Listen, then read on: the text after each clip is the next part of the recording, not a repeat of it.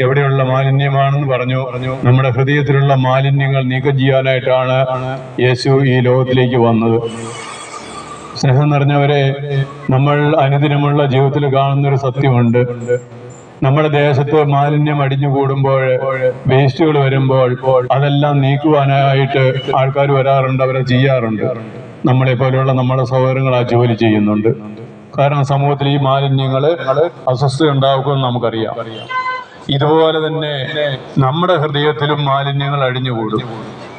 നമ്മുടെ ജീവിത സാഹചര്യം നമ്മൾ അറിഞ്ഞോ അറിയാതെയോ മാലിന്യങ്ങൾ അടിഞ്ഞുകൂടും.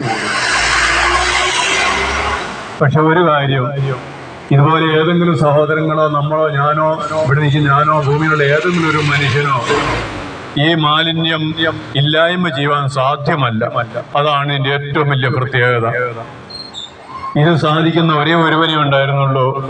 അത് ഏറ്റവും ലോകരക്ഷകനായ യേശുക്രിസ്തുവിന് മാത്രം.